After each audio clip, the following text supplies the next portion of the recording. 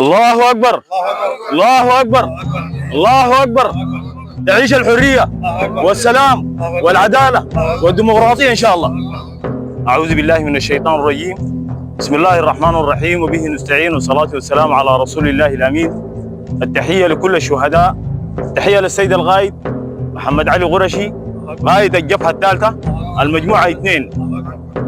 نؤكد أنه نحن الآن بكل جبهاتنا العودة إلى العاصمة السودانية للمرة الثانية والثالثة إن شاء الله، وكل محاورنا التي اشتغلنا فيها من غرب أم درمان والخرطوم وبحري والشجرة والإشارة والمحطات الأخرى التي تذكر في تاريخ الدولة السودانية. نحن في الجبهة الثالثة نؤكد أنه الآن نحن لم نتراجع من كل الصفوف،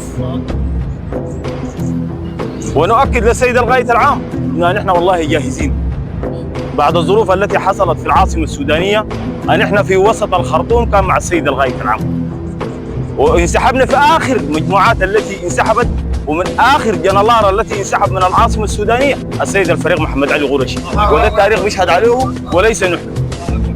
تمركزنا في مدينة أم درمان، قواتنا شاركت في المحور الغربي للمهندسين، ونؤكد العودة للمرة الثانية ورفاقنا في الصناديق الأمامية الآن، من ضمنهم أخونا عبد الله المسيري له التحية والاحترام والتقدير من هنا، وأخواننا في كردفان بنحييهم، وأخواننا في كل المحاور بنحييهم، وحتى في النيل الأزرق. نحن الآن من هنا بنقول والله يا جماعة ما بنقاتل إلا من أجل الحق. وما هو الحق؟ الحق هو العدالة، والعدالة الانتقالية وإعادة الحكم المدني الديمقراطي. الحق ما حق دول، الحق ما قبيلة ولا عشيرة ولا مجتمع. الحق هو التي يحقق العدالة. حنطالب عن ارتكاب جرائم ضد الإنسانية في الدولة السودانية دي، والآن نحن إن شاء الله عايدين.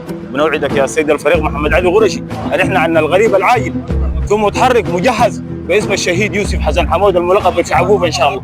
الله أكبر. الله أكبر. الله أكبر. السلام